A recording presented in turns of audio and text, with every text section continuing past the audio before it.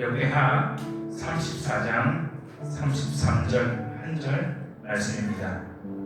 제가 읽어드리겠습니다.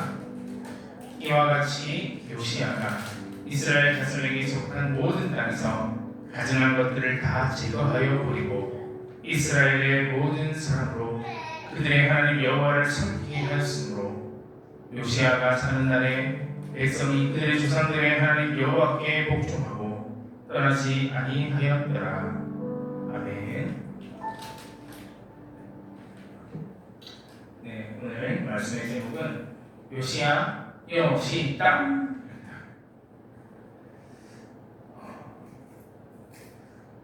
사랑하는 성도님들, 한동안도 잘 지내셨죠? 네. 무너진 집을 다시 세우려면 어디에서부터 시작해야 되겠습니까? 벽지를 새로 하고 가구를 바꾸면 집이 달라 보일 수도 있겠지만 기초가 내려앉았다면 그 집은 오래 가지 못합니다. 오래 버티지 못합니다. 우리의 신앙도 마찬가지입니다. 교회를 다니고 예배를 드리고 그리스도인답게 보인다 할지라도 우리 마음의 중심이 하나님에게서 멀어져 있다면 신앙을 지킬 수 없습니다. 무너진 신앙을 회복하려면 다시 우리의 기초를 정비해야 합니다. 16세기 종교개혁도 새로운 종교를 만든 사건이 아니었습니다. 오랫동안 가려져 있었던 하나님의 말씀을 다시 펼치고 다시 말씀으로, 다시 복음으로, 다시 예수 그리스도께로 돌아간 사건이었습니다. 본문의 요시야도 마찬가지입니다. 요시야가 왕이 되었을 때 이 당시 유다는 영적으로 완전히 무너져 있었습니다. 할아버지 므낫세 55년 동안의 통치가 있었지만 오랜 세월 동안 우상을 숭배하였습니다. 아버지 아몬 2년 동안 통치했지만 하나님 앞에서 악을 행했습니다. 우상 숭배, 이것은 한 사람의 문제가 아니라 사회의 습관이 되었고요, 문화가 되어 있었습니다. 성전은 나이가 있었고 하나님의 말씀은 성전 안에 있었지만 그냥 그렇게 방치되어 있었습니다. 하나님의 말씀을 잃어버렸지만 그것을 잃어버렸는지도 모르고 죄가 너무 익숙해져 있으니까 죄가 죄처럼 느껴지지 않고 죄를 짓는 것이 그냥 정상처럼 느껴졌던 그런 시대였습니다. 그런 시대적 상황 속에서 요시야가 8살에 왕이 됩니다. 네, 우리 집 첫째가 8살인데 8살에 왕이 됩니다. 요시야, 이 이름의 뜻은 여호와께서 붙드신다라는 뜻입니다. 그래서 오늘 제목도 좀 재미있습니까? 네, 재미있지만 요시야, 여시 땅 이렇게 한번 적어봤는데요. 하나님께서 붙드심으로 다시 시작. 네, 해석이 되십니까? 우리가 무언가를 시작할 때 여시 땅 이렇게 많이 하고 놀았습니다. 오늘 제목을 풀자면 하나님께서 붙드신다. 요시야, 하나님께서 붙드신다. 요시 땅 준비 시작. 다시 시작하자 이런 뜻입니다. 그런데 중요한 것은 성경에서 말하는 이 다시 시작은 이번에 내가 정신 차려야지, 이번에 내가 더 열심히 해야지, 이런 우리의 의지에서 시작되는 것이 아니라는 것입니다. 왜냐하면 우리의 결심, 우리의 의지 너무나 쉽게 흔들리고 또 감정은 너무나 자주 변합니다. 어제는 하나님 의지한다고 했지만 오늘은 돈과 사랑, 상황을 끌고 살아갑니다. 불안해합니다. 염려합니다. 그런 연약한 우리를, 그런 죄악된 우리를 하나님께서 먼저 붙드십니다. 먼저 찾아오시고 말씀하시고 우리의 마음을 움직이시고 다시 돌아갈 길을 열어주십니다. 그러므로 우리의 신앙의 회복은 나의 어떤 결단, 나의 의지 이런 것들이 하나님의 은혜를 불러오는 것이 아니라 하나님의 은혜가 우리가 결단할 수 있는 힘을 주고요, 하나님의 은혜가 우리가 가짐할 수 있는 힘을 준다는 것입니다. 요시아도 하루아침에 바뀐 것이 아니었습니다. 8살에 왕이 되었고 16살 무렵 하나님을 찾기 시작했고 20살 무렵 우상을 제거하기 시작했고 26살에는 성전을 수리했습니다. 하나님께서는 오랜 시간 동안 요시아를 부르시고 준비시켰습니다. 그리고 그 한 사람을 통해서 무너진 예배, 무너진 공동체를 다시 일으켜 세우셨습니다. 오늘 함께 이 본문을 통해서 하나님께서 우리를 붙드실 때, 하나님께서 요시아를 붙드셨던 것처럼 하나님께서 우리를 붙드실 때에 어떤 일이 일어나는지 함께 살펴보도록 하겠습니다.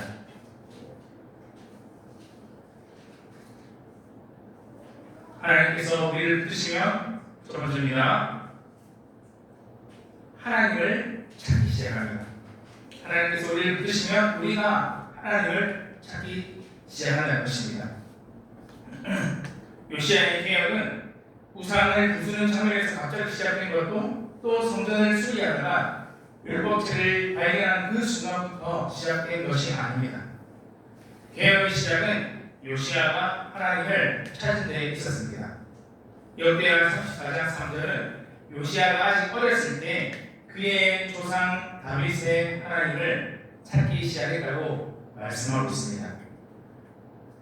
34장 3절입니다. 아직도 어렸을 때 곧 왕위에 있은 지 8년에 그의 조상 다윗의 하나님을 비로소 찾고 어렸을 때 요시아가 하나님을 찾았다. 정확하게 이때 찾은 나이가 16세입니다. 16세. 그는 우상을 없애기 전에 먼저 뭘 했냐? 하나님을 찾았습니다. 성전을 수리하기 전에 뭘 했냐? 하나님을 먼저 찾았습니다. 백성에게 어떤 명령을 하기 전에 뭐 했냐? 하나님을 먼저 찾았습니다. 여기서 사용된 찾다라는 말은 그냥 단순히 어떤 정보가 궁금해서 찾아본다는 그런 뜻이 아니라 마음을 기울여서 찾는 것을 말합니다. 삶의 방향을 돌려서 찾는 것을 말합니다. 하나님을 알고 싶고 하나님의 뜻에 자신의 뜻을 맞추고 하나님 없이는 살 수 없다는 그런 마음으로 하나님께 나아가는 것을 말합니다. 말씀드린 대로 요시아는 좋은 환경에서 신앙생활을 하지 못했습니다. 할아버지 므낫세는 오랫동안 유다 백성을 우상 숭배로 이끈 장본인이었고요. 아버지 아모도 악한 왕이었습니다. 요시아가 왕이 되었을 때 나라의 분위기가 하나님을 찾는 분위기가 전혀 아니었습니다. 하나님을 찾는 것이 자연스러운 시대가 아니었습니다. 하나님을 외면하는 것이 자연스럽고 우상을 섬기는 것이 너무나 익숙한 그런 시대였습니다. 그런 시대에 요시아는 시대의 흐름을 따라가지 않았습니다. 요시아는 모두 그렇게 살아간다 라는 그런 말을 신앙의 기준으로 삼지 않았습니다. 오랫동안 할아버지를 거쳐서 아버지를 거쳐서 오랫동안 그렇게 우상 숭배를 했으니까 뭐 이 정도 일은 괜찮을 거다 라고 생각하지 않았습니다. 요시아는 시대의 흐름을 따라가는 대신에 하나님을 찾았습니다. 여러분 이것이 은혜인 줄 믿습니다. 요시아의 의지가 특별히 강했기 때문에 하나님을 찾았다고 생각할 수도 있습니다. 하지만 성경 전체의 관점에서 보면 요시아가 하나님을 찾기 전에 하나님께서 이미 요시아를 찾았고 이미 요시아를 붙들고 계셨다는 것을 보게 됩니다. 마치 예수님께서 태어날 것을 쭉 예언해왔던 하나님의 말씀이 동일하게 요시아의 탄생에도 관여하고 있음을 보게 되는데요. 열왕기상 13장 2절 말씀 보시면 이렇게 되어 있습니다. 하나님의 사람이 제단을 향해 여호와의 말씀을 외칠 때 제단아 여호와께서 이와 같이 말씀하시기를 누구의 집에요? 다윗의 집에. 누구요? 요시아라고 하는 아들을 낳을 것이다.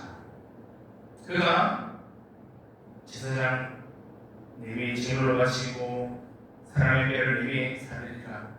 우상을 없앤다고 예언하고 있습니다. 보십시오.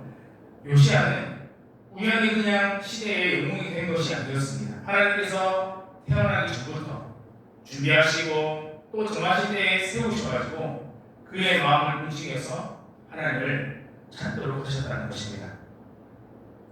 그렇다고 요시야의 결단이 중요하지 않다는 것이 아닙니다. 하나님의 주권은 인간의 책임을 없애지 않습니다. 오히려 하나님의 은혜는 인간을 움직이게 만듭니다. 하나님께서 요시야를 부르셨기 때문에 요시야가 하나님을 찾았습니다. 하나님께서 마음을 다시기 때문에, 마음을 일으키시기 때문에 요시야는 시대를 거슬러 순종할 수 있었던 것입니다. 우리는 종종 이렇게 말합니다. 하나님, 제가 마음이 생기면 기도하겠습니다. 형편이 나아지면 예배드리겠습니다. 시간이 생기면 성경을 읽겠습니다. 문제가 해결되면 하나님을 더 잘 섬기겠습니다. 그러나 하나님을 찾는 일은 모든 조건이 좋아진 뒤에 시작하는 일이 아니라는 것입니다. 말씀드린 대로 요시야가 살던 시대는 하나님을 찾기 좋은 시대가 아니었습니다. 왕이 된 그의 형편도 평안하지 않았습니다. 그의 주변에는 해결해야 될 문제들이 산적이 있었습니다. 그럼에도 불구하고 그가 하나님을 찾았다는 것입니다. 정확히 말씀드리면 하나님께서 요시야를 꽉 붙드셔서 요시야가 하나님을 찾을 수 있도록 은혜 내려 주셨다는 것입니다. 사랑하는 성도님들, 우리가 하나님을 찾는다는 것, 하나님께서 어디 숨어 계시고 숨바꼭질 하듯이 그렇게 찾아내는 일이 아니라는 것입니다. 하나님은 말씀을 통해서 이미 자신의 뜻을 또 자신을 드러내 주셨습니다. 하나님을 찾는다는 것, 말씀을 통해서 나의 욕망, 나의 계획을 다시 하나님께 맞추는 일이라는 것입니다. 요시야는 어린 나이였지만 왕이었고 또 많은 고난을 가지고 있었습니다. 사람들을 움직일 수 있었고요, 명령할 수 있었고요, 나라의 수많은 자원들을 사용할 수 있었습니다. 그러나 그는 자신의 왕권을 붙들기 전에 하나님의 통치를 먼저 구했고 왕자에 앉아 있었지만 자기 자신을 왕으로 삼지 않았고 하나님의 말씀 아래에 서려고 했었습니다. 우리는 어떻습니까? 우리도 우리만의 왕국을 만들며 살아갑니다. 내 가정에서는 내가 왕이 되고 싶어하고 내 직장에서는 내 방식대로 일이 진행되기를 원하고 인간관계에서는 내 감정과 나의 판단이 옳다고 여깁니다. 돈을 사용할 때도 나의 안전과 나의 만족을 먼저 생각합니다. 입술로는 하나님을 믿는다라고 말하지만 실제 어떤 삶의 결정에 있어서는 하나님의 뜻은 공대한데 없을 때가 있습니다. 그런 하나님께서 우리에게 지금 묻고 계십니다. 너는 지금 누구를 찾고 있느냐? 문제가 생겼을 때 내가 가장 먼저 찾는 분이 누구입니까? 중요한 결정을 앞두고 누구에게 가장 먼저 묻습니까? 기쁨을 얻기 위해서 어디로 먼저 달려가고 있습니까? 요시야의 기억, 요시야의 회복은 하나님을 찾는 데서 시작되었습니다. 우리의 삶, 우리의 신앙 마찬가지입니다. 가정의 회복, 예배의 회복, 관계의 회복, 사명의 회복 마찬가지입니다.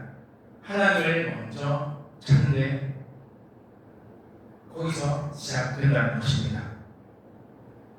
여러분, 우리의 첫 시간은 하나님께 먼저 드립시다. 하나님을 먼저 찾는 습관을 가졌으면 좋겠습니다. 하루의 시작을 하나님을 찾는 것으로 시작합시다. 어떻게 해요? 말씀을 읽음으로. 성경 한 장을 다 읽지 못해도 괜찮습니다. 오늘 제목 기억나시죠? 하나님의 부르심으로 다시 시작. 요시야, 요시렘. 그 말씀이 우리에게도 적용되어야 한다는 것입니다. 저에게 적용하면 김성태, 요시야 이렇게 되죠. 하루에 한 장, 하루에 한 절, 하루에 10분, 하루에 1분. 저는 하루 10분 정도는 그래도 모든 사람에게 짬이 난다고 생각합니다. 하루 10분도 내가 시간 내기 어렵다. 저는 그거는 이 대한민국에 살면서 하루에 10분도 시간 내기 어렵다는 이야기는 상당 부분 거짓일 가능성이 높다고 생각합니다. 여러분, 우리의 신앙을 부르는 것은 우리의 잘못된 습관이나 또 어떤 내가 하겠다는 어떤 그런 결심이 아니라 이미 우리를 붙들고 계시는 예수님인 줄 믿습니다. 넘어졌으면 다시 일어서면 됩니다.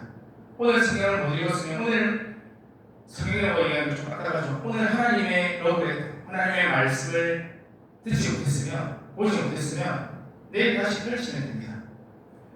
우리가 식사를 연애가 있든지 없든지 하는 것처럼 내 마음이 뜨겁지 않아도 우리는 해야 됩니다. 아무 감동 없어도 말씀을 해야 합니다. 하나님을 찾는 일은 특별한 감정이 생길 때만 해야 되는 일이 아닙니다. 왜냐하면 하나님의 약속이 말씀 안에 담겨있기 때문입니다. 요시야의 회복, 요시야의 개혁 10년이 넘는 시간 동안 진행되었습니다. 우리에게도 변화의 시간이 필요합니다. 인내의 시간이 필요하다는 것입니다. 매일 말씀 앞에 앉는 것이 먼저 순종의 시작인 것을 기억했으면 좋겠습니다. 세상이 나의 마음을 차지하기 전에, 다른 사람의 말이 나의 마음을 차지하기 전에, 나의 마음을 채우기 전에 말씀으로 우리의 마음을 채웁시다. 물론 하루의 첫 시간, 하루의 마지막 시간을 주님께 드린다고 우리가 가지고 있는 어떤 문제가 즉시 해결되거나 그러지 않을 것입니다. 그러나 분명한 것은 문제를 바라보는 우리의 관점이 바뀔 수 있다는 것입니다. 아, 그렇지. 하나님 말씀 들어야지. 그러므로 다시 시작합시다. 마음이 준비될 때까지 기다리지 맙시다. 주님께서는 이미 은혜로 우리를 계속 부르고 계십니다. 요시야, 요시다. 각자 이름을 부르면서 그렇게 시작했으면 좋겠습니다. 김성태, 요시다. 다른 사람 말할 거 없고 제가 그런 삶을 살아가고 있습니다. 두 번째는요, 하나님께서 우리를 부르시면 말씀 앞에서 무너지고 우상을 버리기 시작합니다. 우상을 버릴 수 있다는 것입니다. 자, 요시야는 하나님을 찾은 후 유다와 예루살렘을 정결하게 하기 시작했습니다. 우상의 제단을 버리고 아세라 목상을 제거하고 여러 우상들을 부수었습니다. 그리고 왕위에 오르지 18년째 되는 해에는 성전을 수리하겠습니다. 여기까지 보면 요시야는 이미 훌륭한 개혁을 진행하고 있었죠. 잘못된 것을 없애고 무너진 성전을 다시 세우고 있었습니다. 그런데 성전을 수리하던 중에 너무나 놀라운 일이 일어났는데요. 제사장 hilki야가 성전 안에서 여호와의 율법책을 발견했습니다. 여러분, 제사장입니다. 제사장. 여호와의 율법책을 발견했다고 말씀드렸습니다. 그렇다면 율법책이 성전 안에 있었습니까? 없었습니까? 있었죠. 성전 안에 율법책이 있었지만 보지 못하고 그렇게 살아간 것입니다. 제사장이 있었지만 말씀이 읽히지 않았습니다. 신약은 우리에게 왕같은 제사장이라고 말씀하고 있는데 우리는 어떻습니까? 성령께서 우리를 성전 삼아서 살아가고 계신데 우리에게 말씀이 없습니까? 있습니다. 그런데 발견하지 못하고 살아갈 때가 있다는 것입니다. 종교 행위는 남아있지만 하나님께서 무엇을 원하시는지 하나님의 말씀은 혼돈하지 없이 저 우리 마음 구석에 머물러 있다는 것입니다. 이것이 당시 유다의 영적인데 지금 어쩌면 지금 우리의 상태인지 모르겠습니다. 말씀이 사라지면 사람은 어떻게 살아갈까요? 자기 생각을 하나님의 뜻이라고 착각하며 살아갑니다. 나의 영광을 신앙이라고 포장하게 합니다. 오래된 전통이라면서 잘못된 것을 계속 붙들며 살아갑니다. 많은 사람들이 그렇게 살아가고 있기 때문에 괜찮다라고 죄악된 것들을 정상으로 받아들이기도 합니다. 요시아는 율법책의 말씀을 전해 듣고 자기 옷을 찢었습니다. 이미 많은 우상을 제거했으니까 괜찮다라고 말하지 않고 나는 다른 왕들보다 훨씬 선한 왕이니 이 말씀은 나에게 해당되지 않는다라고 하지 않고 이 말씀은 백성들이 들어야 되는 말씀이 나의 말씀이 아니다라고 하지 않고 말씀을 듣고 율법책을 발견하고 말씀을 듣고 먼저 자신이 무너졌습니다. 이것이 참된 신앙인의 모습입니다. 개혁은 참된 신앙은 타인의 잘못을 찾는 데서 시작되었습니다. 말씀 앞에 내가 먼저 무너져야 참된 신앙이 시작되는 줄 믿습니다. 다른 사람에게 회개해라. 물론 말은 할 수 있죠. 그러나 그 전에 내가 먼저 회개해야 하는 것입니다. 교회와 사회의 문제를 말하기 전에 말씀을 통해서 내 마음의 죄를 먼저 돌아보는 것입니다. 요시아는 왕이었지만 말씀 위에 서 있지만 말씀의 권위 아래에 있었습니다. 많은 사람을 움직일 수 있었지만 하나님의 말씀은 요시아 왕의 마음을 움직였습니다. 옷을 찢고 하나님 앞에 통곡합니다. 옷을 찢는 의미는 큰 슬픔, 큰 회개를 드러낼 때 쓰는 표현입니다. 그러나 하나님께서는 요시아의 행위만 보신 것이 아니라 요시아의 마음이 부드러워지고 낮아진 것을 보셨습니다. 말씀은 요시아에게 자신이 얼마나 훌륭한지 확인해주는 도움이 아니라 얼마나 자신이 하나님의 말씀에 하나님의 기준에서 멀어져 있었는지를 보여주는 거울이 되었습니다. 여러분, 저도 그렇고 여기 앉아 계신 분들도 그렇고 성경을 읽으면서 얼마든지 피할 수 있습니다. 말씀을 읽고 다른 사람을 떠올릴 수 있습니다. 그러나 하나님의 말씀은 언제나 나 자신을 향하고 있다는 것을 기억합시다.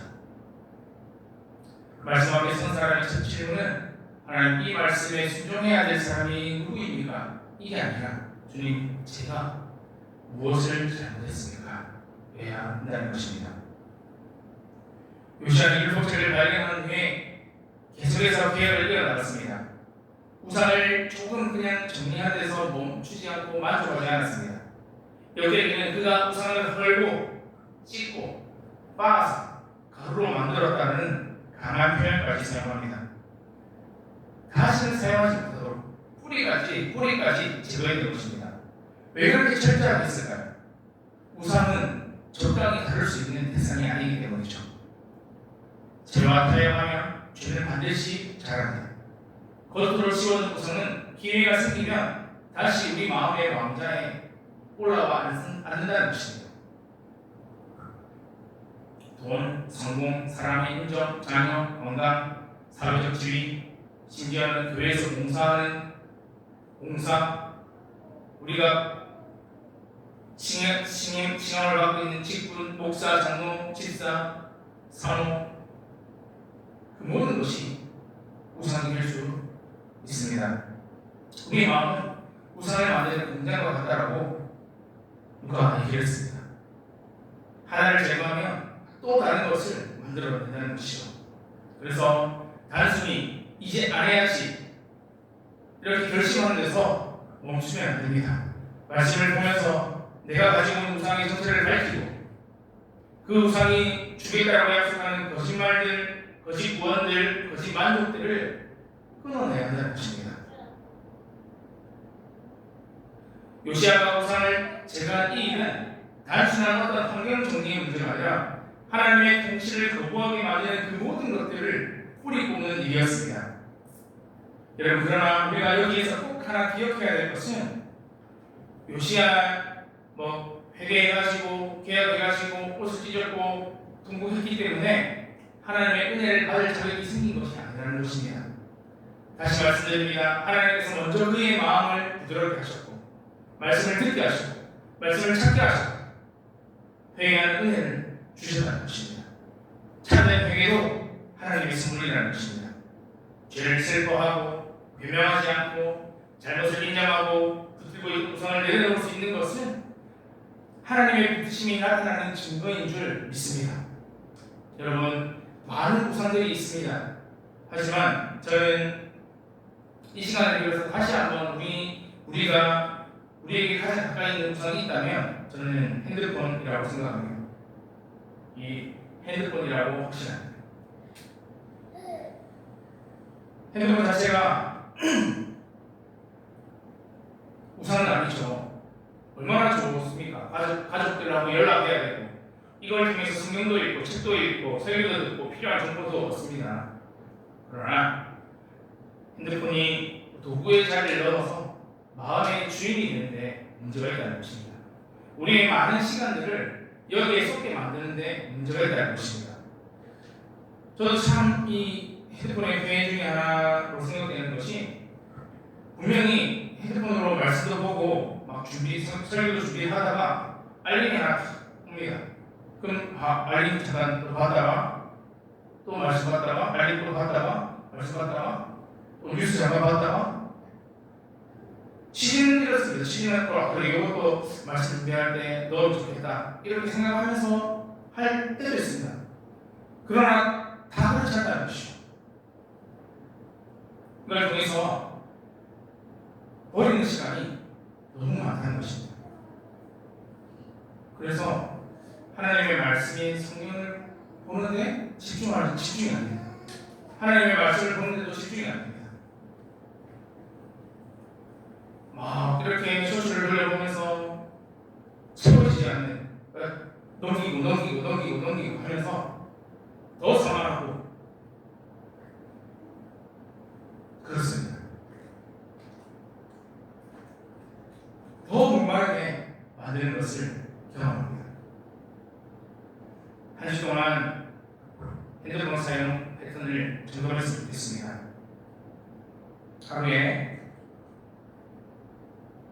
아까 10분 말씀드렸는데 하루에 첫 30분 마지막 30분 핸드폰을 손에서 놓는 연습을 했으면 좋겠습니다. 저한테 하는 이야기입니다. 그리고 우리 반복해서 마음을 빼앗는 시간을 빼앗는 그런 앱들은 또 삭제되고 유튜브, 페이북, 인스타, X, 스레드 이런 시간 사용을 제한하고 그래서 중요한 것은 단순히 그냥 시간 사용을 줄이자는 이야기가 아니라 보고 싶은 충동이 생길 때 그 마음이 무엇을 원하는지 하나님 앞에서 살펴보자는 이야기입니다. 내가 지금 외로움을 피하려고 하는지 내가 지금 사랑의 인정을 받고 싶은 건지 내가 지금 불안을 이기기 위해서 이렇게 하는 건지 내가 해야 될 책임을 피하기 위해서 그냥 화면 속으로 도망가고 싶은 건지 만족감을 얻기 싶어서 그러는 건지 생각해보자는 것입니다. 그리고 주님 핸드폰이 줄 수 없는 만족감을 제가 자유함을 주님 안에서 찾기를 원합니다. 주님의 사랑만으로도 충분함을 누리게 해달라고 그렇게 기도했으면 좋겠습니다. 예수님은 우상을 정리하라고만 말씀하지 않으시고 우상 숭배의 죄를 친히 담당해 주셨습니다. 우리는 피조물보다 창조주를 더 사랑해야 되는데 피조물을 더 사랑했습니다. 그리고 세상의 인정을 하나님의 사랑보다 더 원하고 눈에 보이는 것들을 하나님보다 더 의지하고 살아갑니다. 그 죄 때문에 우리가 받아야 할 심판을 예수님께서 십자가에서 대신 받으셨습니다. 우상은 즐거움을 주는 것처럼 보이지만 결국 우리를 중독의 종으로 만듭니다.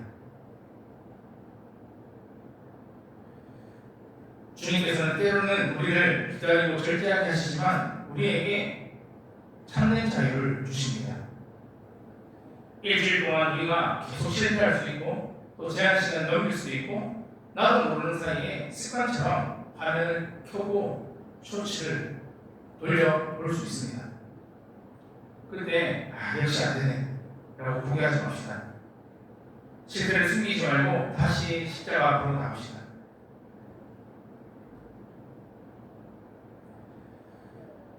이 작은 순종이 휴대폰 하나만 다루는 그런 문제가 아니라 마음의 마음주 안에 누가 앉아 있는지를 다루는 사실이라는 것을 기억합시다. 여러분, 이 핸드폰은 결국은 내가 원하는 것을 가장 빨리 얻어내는 수단으로 작용한다는 것을 기억했으면 좋겠습니다.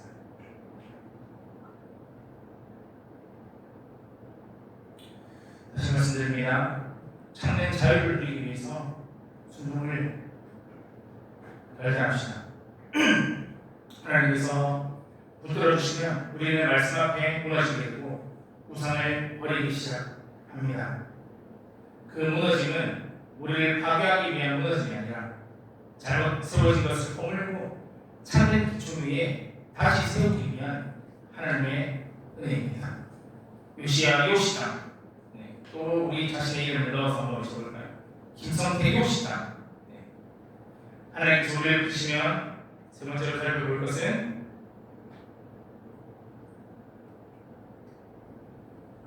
예배와 공동체를 다시 세우기 시작합니다. 여러분, 요시야의 개혁은 우상을 제거하는 데서 그치지 않았습니다. 성전을 수리했고 백성들을 모았고 발견들로 제의 말씀을 백성들에게 읽어 주었습니다. 그리고 하나님 앞에서 언약을 세웠습니다. 역대하 34장 31절 이하를 보시면 요시야는 하나님 앞에 서서 마음을 다하고 목숨을 다하여 하나님의 계명과 법도와 율례를 지키겠다고 언약합니다. 그리고 예루살렘과 베냐민의 모든 사람들도 그 언약에 참여하도록 만듭니다. 요시야는 말씀을 개인적 감동으로 끝내지 않았습니다. 내가 은혜를 받았다, 내 마음이 뜨거워졌다, 내가 새로운 깨달음을 얻었다, 이 정도 선에서 그치지 않았습니다. 말씀을 삶의 방향으로 잡고 삼아놓고 공동체가 함께 말씀 앞에 살아가도록 이끌었습니다.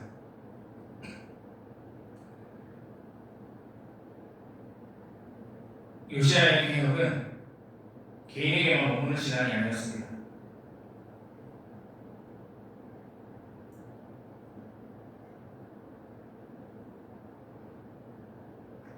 그러나 회복이라는 것은 요시야 한 사람의 열정으로 이루어지지 않는다는 것입니다. 하나님께서 준비하신 사람들과 또 자원과 공동체의 참여를 통해서 이루어졌습니다. 한 사람의 순종, 저도 마찬가지고 한 사람의 순종은 너무나 중요하지만 하나님께서는 한 사람만을 사용하지는 않으신다는 것입니다. 순종하는 한 사람을 통해서 또 다른 사람을 깨우치고 또 더 나아가서 또 다른 사람, 또 다른 사람, 또 다른 사람, 그리하여 공동체가 함께 움직이도록 하십니다. 요시야는 백성을 영적으로 방치하지 않았습니다. 야, 너희들 믿음이 약해졌으니까 그냥 각자 고생해라 라고 말하지 않았습니다. 하나님의 말씀을 들려주고 예배의 자리에 오라고 회복시키고 언약의 자리로 오도록 했습니다. 본문은 요시야가 사는 날에 백성이 하나님을 떠나지 않았다라고 말씀하고 있습니다. 요시야가 사는 날에, 요시야가 사는 날에 살아있는 동안 백성은 하나님을 떠나지 않았습니다. 하지만 요시야가 죽은 뒤에는 다시 유다가 빠르게 무너졌습니다. 외적인 개혁은 이루어졌지만 모든 사람의 마음이 새롭게 된 것이 아니었습니다. 왕의 영향력 아래에서 순종하는 것처럼 보였지만 제대로 하나님께 돌아오지 않은 사람들도 있었던 것입니다. 사랑하는 성도님들, 요시야는 훌륭한 왕이었지만 완전한 왕은 아니었습니다. 백성은 일시적으로 붙들 수 있었지만 영원히 붙들 수는 없었습니다. 우상을 제거할 수는 있었지만 사람의 돌같은 마음을 새로운 마음으로 바꿀 수는 없었던 것입니다. 말씀을 읽어줄 수는 있었지만 그 말씀을 그들의 마음속에 새길 수는 없었습니다. 그래서 우리에게는 요시야가 아니라 눈에 보이지 않으시는 참되고 영원한 마음이 필요합니다. 누구입니까? 이미 오신 예수 그리스도입니다. 요시야는 살아있는 동안 백성을 붙들었지만 결국 죽었습니다. 그러나 예수님께서는 죽음을 이기시고 부활하셔서 영원히 살아계십니다. 히브리서 말씀은 예수님께서 항상 살아계셔서 우리를 위하여 간구한다라고 말씀하고 있습니다. 그러므로 자기를 힘입어 하나님께 나아가는 자들을 온전히 구원하실 수 있으니 이는 그가 항상 살아계셔서 그들을 위하여 간구하시니라. 우리의 구원이 안전한 이유 무엇입니까?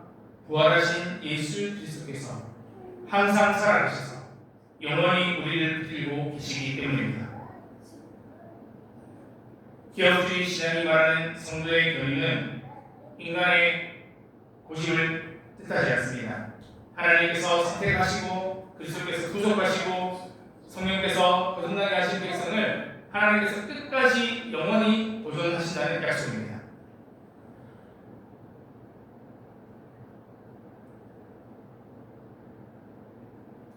요시아가 백성들 말씀 앞에 세웠던 것처럼 교회는 서로가 서로를 말씀으로 세우고 순종하며 도와야 하는 것입니다.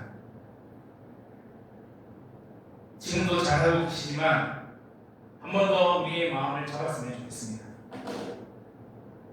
주일 공예를 한 주의 중심과 시작에 두는 일을 다시 한번 결단했으면 좋겠습니다. 달력에도 주일이 가장 앞에 있습니다. 부활하신 주님께서 자기 백성을 말씀으로 부르시고 복음으로 먹이시고 공동체 안에서 붙드시는 이 은혜의 날을 삶의 중심으로 다시 가지고 오길 원합니다. 토요일 밤을 주일 준비의 시간으로 사용합시다. 여러 일들로 인해서 지칠 수 있지만 지친 몸으로 예배에 오지 않도록 우리의 생활을 조정합시다.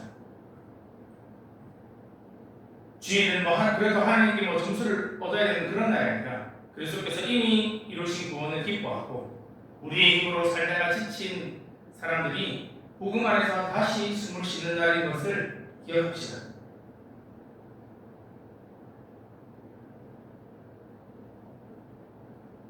어떤 주일은 마음이 뜨겁지 않을 수도 있고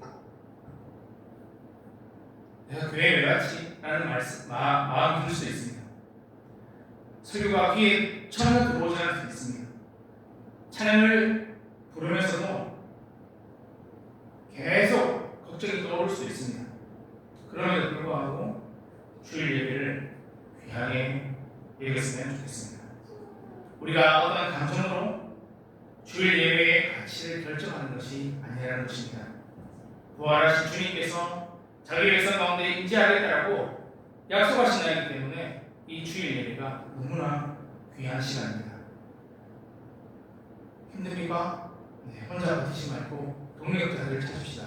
제가 이번 주에 형님 두 분 만났는데 형님하고 그런 이야기를 하더라고요. 나는 내가 제일 힘든 줄 알았다. 그런 이야기를 하는 고백을 들었습니다. 거기에서 끝났다면 그 형님의 고백이 저에게 아무런 영향을 미치지 못했을 것입니다. 너 정말 힘들어하네.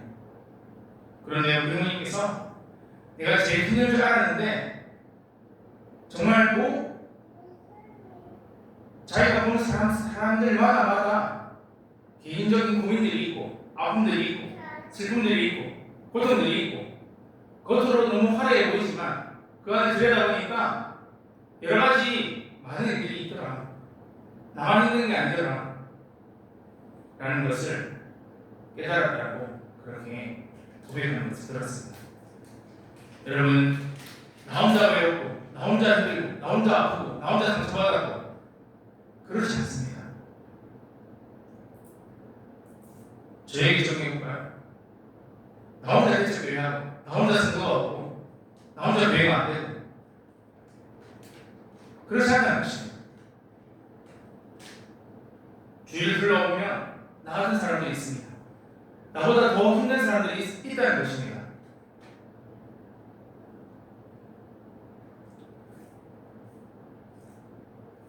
하나님은요 이렇게 약한 사람들을 교회의 공동체로 부르셨습니다. 그리고 꼭 교회 공동체 안이 아니더라도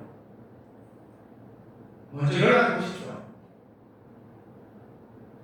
여러분, 저도 제가 누군가에게 연락하지 않으면 아무도 연락하지 않습니다. 좀 극단적으로 표현해서요. 예전에는 그래도 교회 안에서 사역하고 있으면 하루에도 막 여러 연락들이 왔습니다. 그러나 개척을 하고 보니까 정말 연락 오지 않습니다. 제가 먼저 연락하면 연락 받는 사람도 있고 안 받는 사람도 있고 그렇습니다.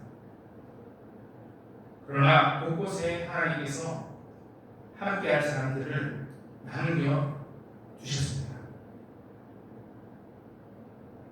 내가 먼저 마음을 열고 연락이 닿지 않았던 사람들에게 한번 연락해 주시기 바랍니다. 서로 붙들고 살아갈 수 있도록 하나님께서 먼저 우리들에게 붙드심이 뭔지, 하나님의 붙드심이 뭔지 보여주셨습니다. 보고 끝나라고요? 하나님 붙드심 경험하고 끝나라고요? 아니죠. 그 붙드심을 너도 다른 사람들에게 흘려옵니다. 요시아가 성전을 수리하고 백성들을 말씀 앞에 세웠던 것처럼 오늘 우리가 백성이라고 생각하면 요시아의 붙듦을 통해서 말씀 앞에 나가야 돼요. 우리가 요시아라고 생각하면 누군가를 또 붙들리는 자리로 이끌어야 되는 것입니다. 여러분, 사랑은 그러나 죽죠. 요시아 결국 죽었죠. 그러나 예수님은 영원히 살아계신다는 사실을 기억합시다. 말씀을 맺겠습니다. 오늘 제목 기억나시죠? 네. 요시야 요시 땅 하나님의 부르심으로 다시 시작. 다시 시작해야 한다는 걸 알면서 주저합니다. 왜요? 여러 번 실패했습니다. 너무 멀리 왔다고 생각하기 때문이죠. 어쩌면 또 내일 또 실패할 것 같습니다. 그러나 우리는 또 다시 시작할 수 있습니다. 왜요? 하나님께서 나를 붙들고 계시기 때문입니다. 어두운 시대에 하나님께서 요시야를 붙드셨던 것처럼 지금 어떻습니까? 어둡습니다. 그러나 하나님께서 요시야가 하나님을 찾게 하시고 우상을 버리게 하시고 말씀 또한 예배의 자리로 돌아오게 하셨습니다. 하나님께서 하셨습니다. 하나님께서 붙들고 계십니다. 그러므로 다시 시작할 수 있습니다. 여러분, 기도가 무너졌다면 다시 기도하시면 됩니다. 말씀에서 멀어졌다면 다시 말씀을 펴면 됩니다. 우상이 나의 마음을 차지 잡고 있다면 다시 내려놓으면 됩니다. 핸드폰이 나의 마음을 차지 잡고 있다면, 쇼츠가 나의 마음을 차지 잡고 있다면 내려놓으면 됩니다. 예배가 식었다면 다시 예배의 자리로 나오면 됩니다. 하나님께서 우리를 붙들고 계시기 때문입니다. 시대는 어두워도 하나님은 여전히 살아계시고 말씀은 여전히 능력이 있는 줄 믿습니다. 십자가는 여전히 죄인을 구원하는 줄 믿습니다.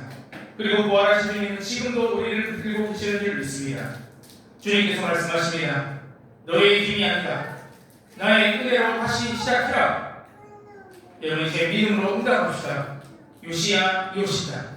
각자의 이름을 넣어서 고백합시다. 김성태 요시다. 하나님의 뜻심으로 이만 한 주도 매일매일 순간순간 다시 시작하는 저와 여러분 되기를 주님의 이름으로 축복합니다. 함께 찬양하고 기도하겠습니다.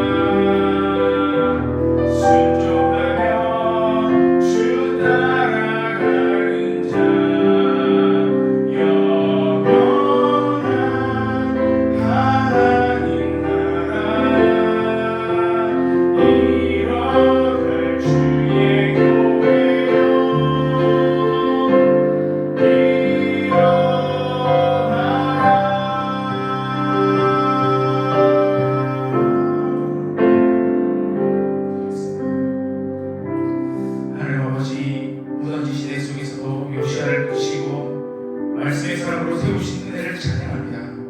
우리 하나님을 믿는다고 하면서 세상의 유행을 따라 살았고 하나님 아버지의 말씀보다 나의 생각과 다른 것들을 더 사랑하고 의지했음을 고백합니다.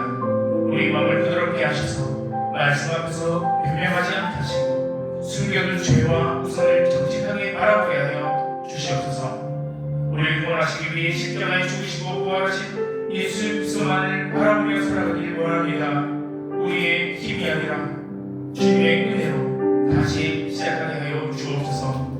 매일매일 말씀으로 주님을 찾게 하시고 손 안에 우상을 끊어내게 하시며 주일 공예배를 삶의 중심에 두게 하여 주옵소서. 영원히 살아계셔서 우리를 위해 간구하시는 예수님을 의지합니다. 흔들릴 때마다 붙들어 주시고 넘어질 때마다 일으켜 주시며 떠나려고 할 때에 돌아오게 하셔서 끝까지 믿음의 길을 포기하지 않고 걸어가게 하여 주옵소서. 우리 가정과 교회와 다음 세대가 말씀 위에 다시 서길 원합니다. 어두운 시대에 세상의 흐름을 따라가는 사람이 아니라 말씀에 꽉 붙들린 사람으로 살아가게 하여 주옵소서. 요시야 요시 땅처럼 나도 날마다 요시 땅하며 하나님께 붙들려 살아가게 하여 주옵소서. 살아계신 예수 그리스도의 이름으로 기도드려옵나이다. 아멘. 교회 소식입니다. 매일 주님과 다시 시작하는, 매일 주님께 붙들려서 다시 시작하는 한 주간 되시길 바랍니다. 네, 어제 8월 8일 어성경 소부산 지구 회단식 잘 마무리했습니다. 동역자들을 위해서, 나라를 위해서 기도해 주시기 바랍니다. 함께 축복하겠습니다.